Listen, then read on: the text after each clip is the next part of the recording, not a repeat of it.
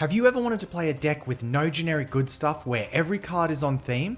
Does the idea of being able to play the very best tribal lords from every tribe excite you? Do you want to bring a deck to the table that your opponents will genuinely enjoy playing against? Then maybe it's time to introduce you to this tribal deck with the Dragon at the helm.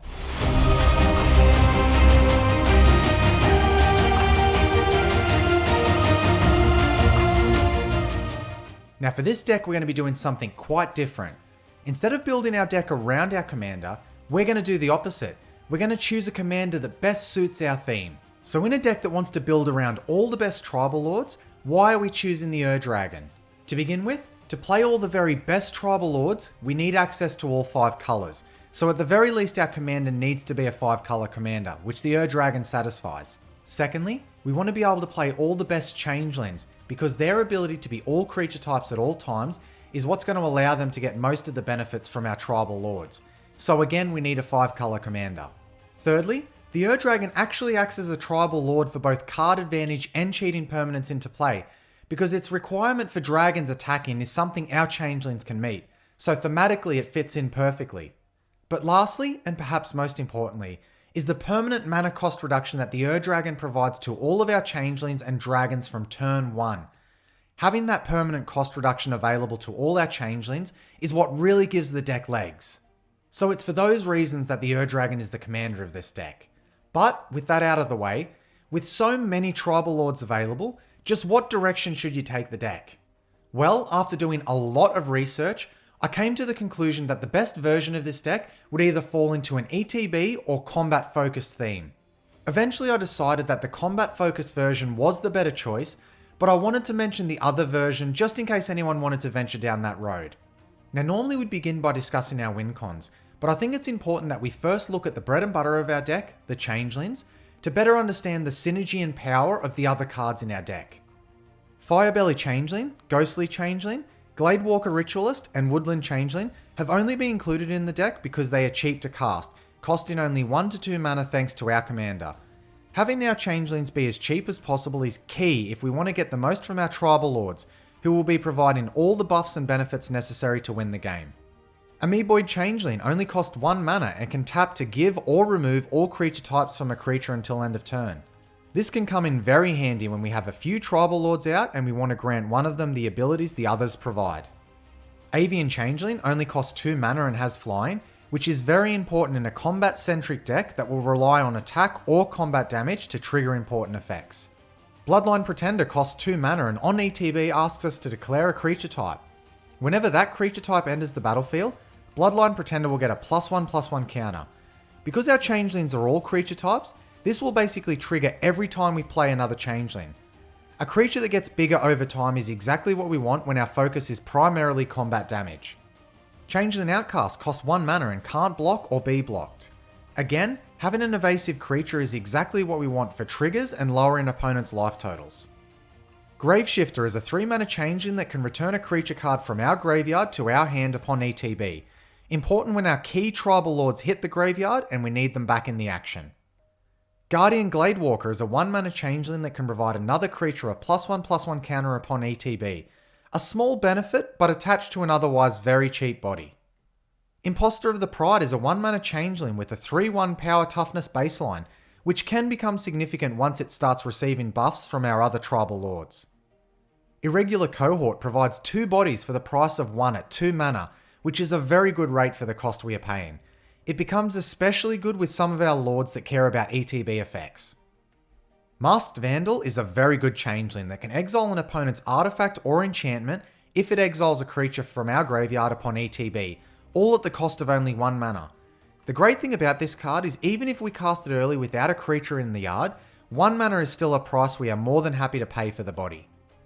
Mistwalker is a 2 mana changeling that has evasion in the form of flying, and with spare mana available, can also increase its power stats at the cost of its toughness. It will be rare that you will use this ability, but having the option is always nice. Moonglove Changeling costs 2 mana and for 1 black mana can give itself Death Touch until end of turn, making it a great blocker to dissuade opponents attacking you. Moth Dust Changeling costs only 1 mana and can tap another creature to give itself flying, a useful ability when the evasion is important for our combat triggers.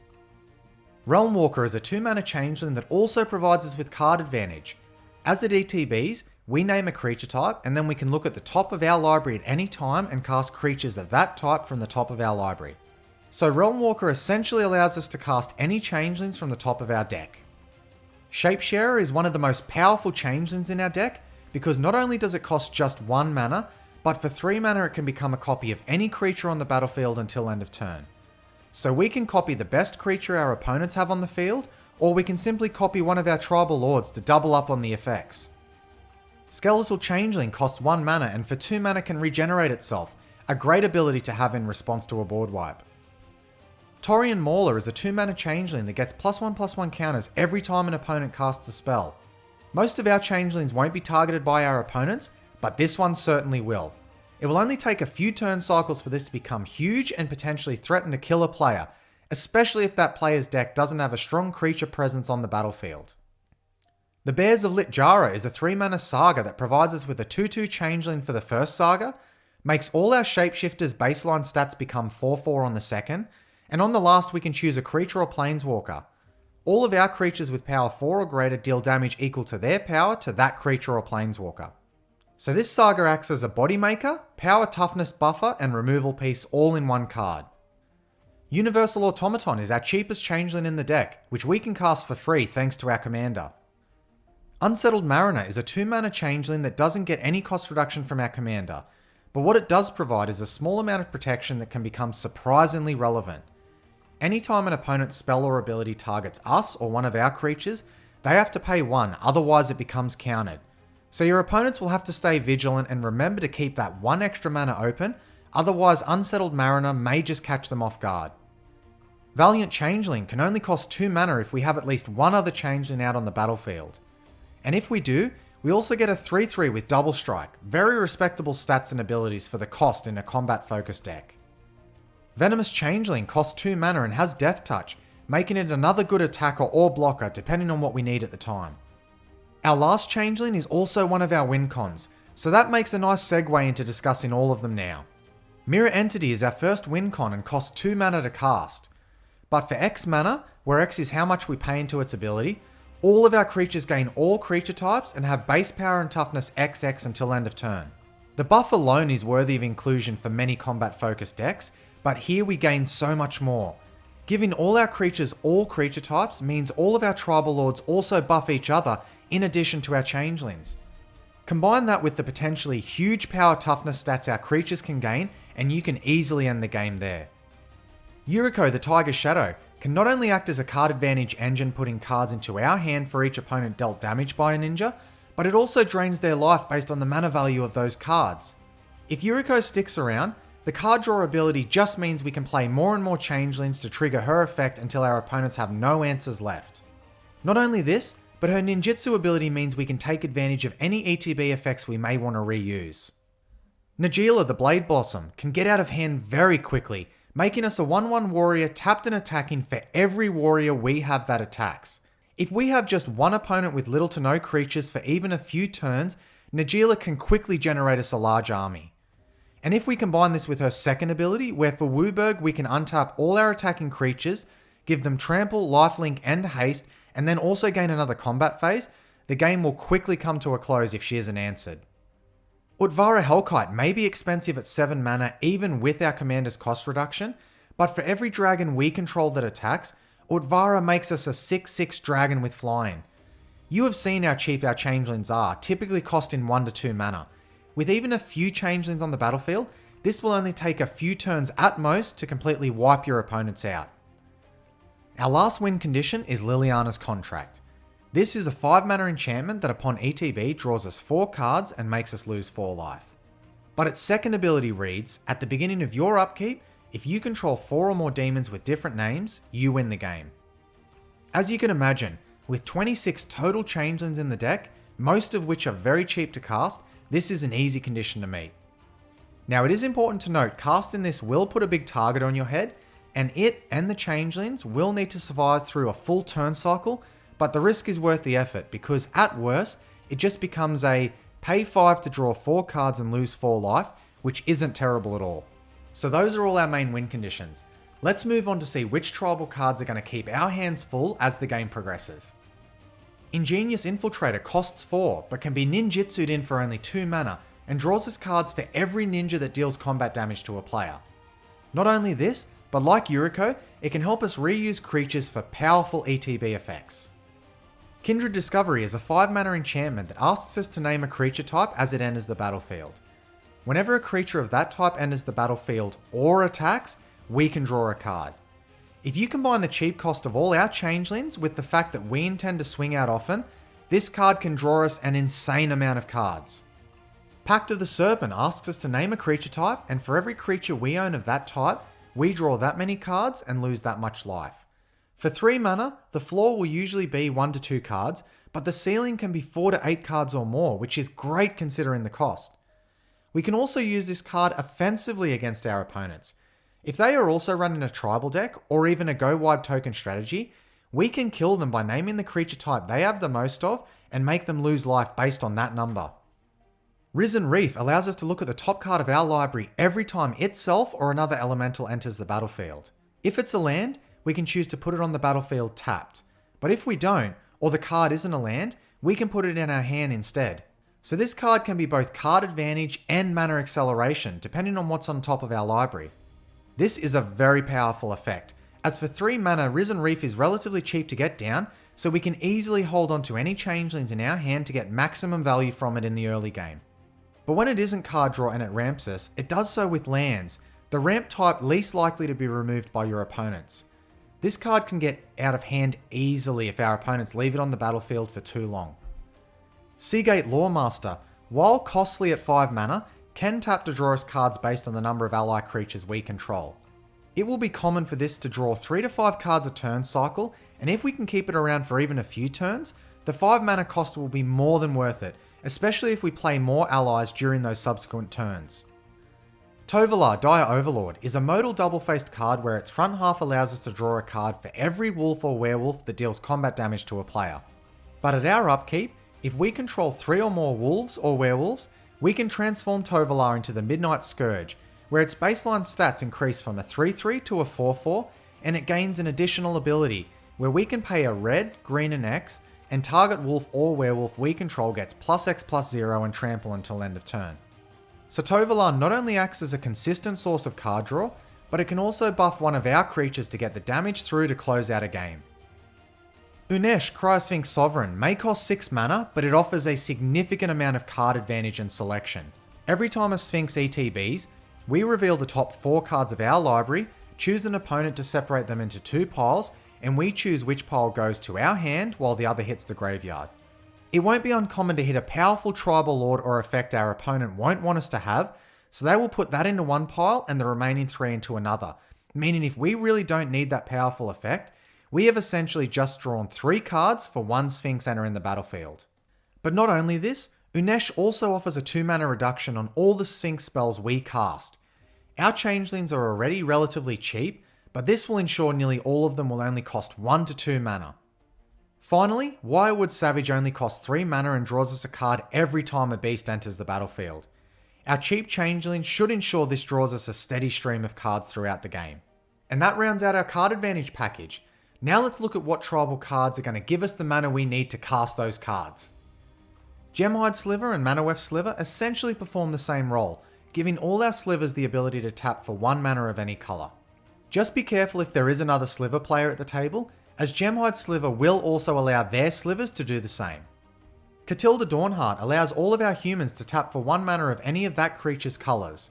So while more limited than the previous 2 in what mana our creatures can tap for, she does have an additional ability to tap and pay 6 to give our team a +1/+1 counter buff. Harabraz Druid can tap and add X mana of any one colour, where X is the number of allies we control.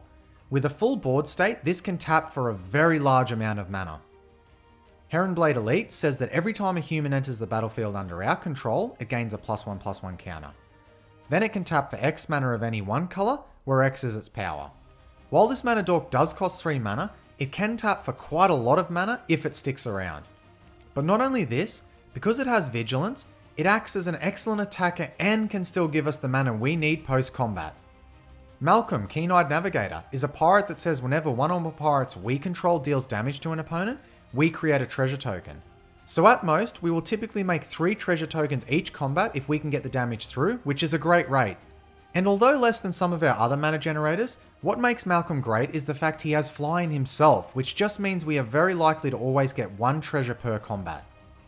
Prosperous Thief is very similar to Malcolm, except this time making us a treasure for each ninja dealing combat damage to a player.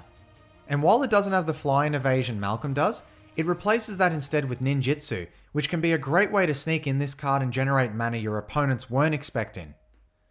Our last card in this category is Magda, Brazen Outlaw. Magda gives our other dwarves a +1/+1/0 boost and also makes a treasure every time one of them becomes tapped.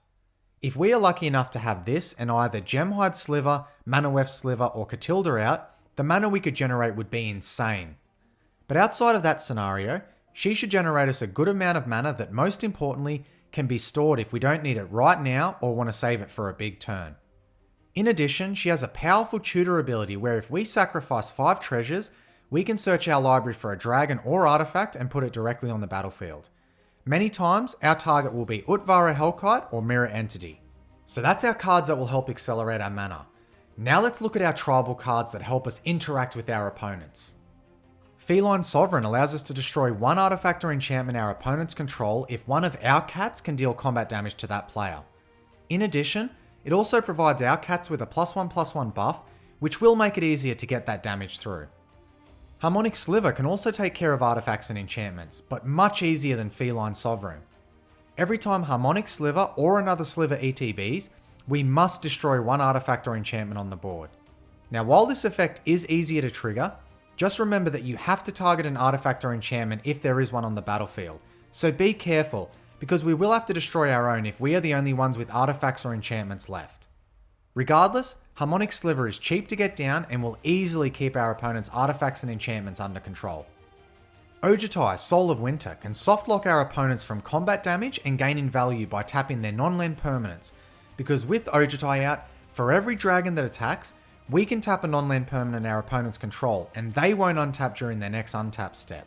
In addition, tapping down our opponent's blockers will also help our other tribal lords who care about attacking or combat damage. Silumgar, the Drift in Death, turns our dragons into repeatable creature removal, where for each dragon that attacks, the creatures that defending player controls gains -1/-1 until end of turn. This will help clear the way of any blockers and get rid of powerful utility creatures. The fact that Silumgar also protects itself by having hexproof means your opponents will have a hard time getting rid of it. The Reaper King can destroy any permanent on the board every time another Scarecrow ETBs. This is a very powerful effect that we will be able to trigger repeatably and for little cost. In addition, it comes with a sizable body as a 6/6 and also provides our other Scarecrows with a +1/+1 buff, which all helps in a combat focused deck. Our last interaction piece is one you will probably never see in any other deck unless they too run a lot of Changelings. That card is Peer Pressure. For 4 mana we choose a creature type. As long as we control more creatures of that type than any of our opponents, we gain control of all creatures of that type. Now in most games, we will pretty much always have the most of any creature type. So at worst, this will steal 1 creature that we really need to get out from our opponent's battlefield. But in other not so uncommon situations, we may be able to take 2 to 3 creatures or more. This card will make you pay attention to creature types like you never have before, and you'll be surprised how many powerful commonly played creatures share creature types like humans or elves. So those are our tribal cards that will help us to interact. But we are a combat focused deck, so let's examine our tribal lords that help to enhance our combat effectiveness. Cloud Shredder Sliver will provide our slivers with haste and flying. The flying will be very helpful to get combat damage through and trigger combat damage or on-attack effects. The haste will not only ensure we can attack the turn we play our slivers, but it also allows our creatures to tap for mana immediately if we have a Mana Dork Lord out.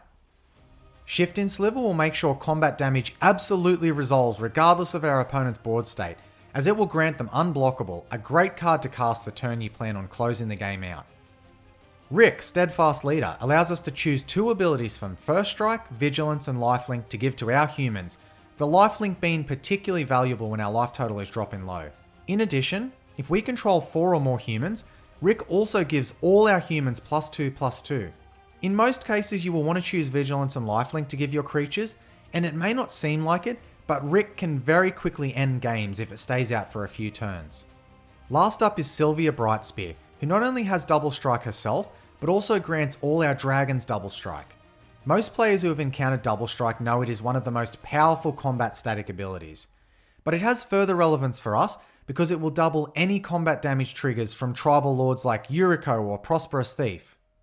Now that we've seen the tribal lords that enhance combat, let's look at some that have important non-combat utility in the deck.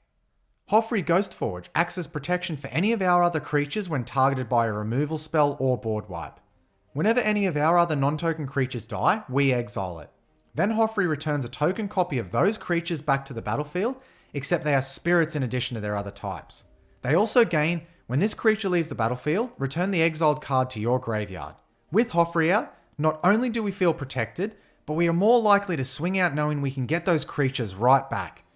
And because Hoffrey also gives our spirits +1/+1 trample and haste, they will be better suited for surviving combat and getting damage through.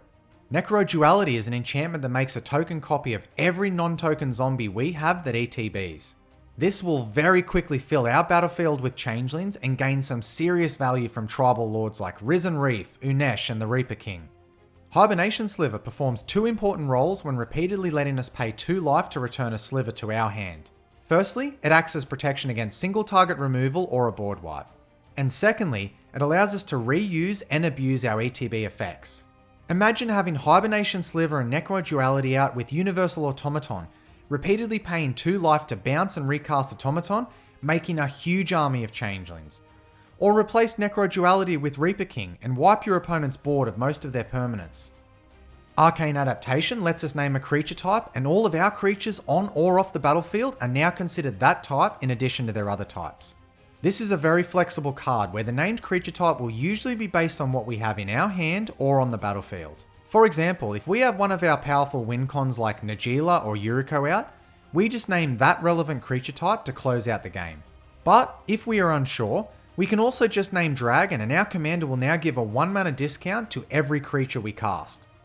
Our last utility card is Maskwood Nexus, which is essentially the better version of Arcane Adaptation in almost every way.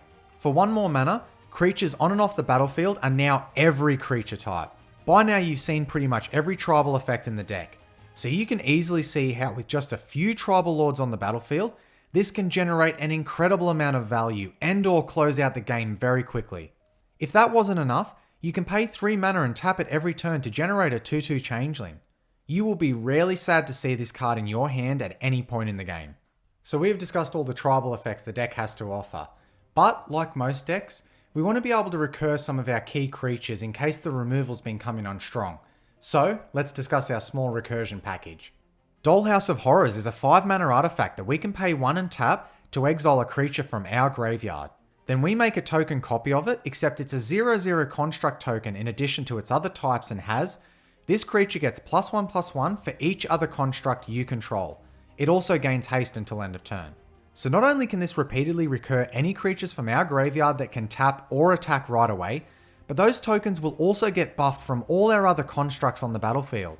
The initial mana investment for this card may be a little high, but it will definitely pull its weight, especially if it sticks around.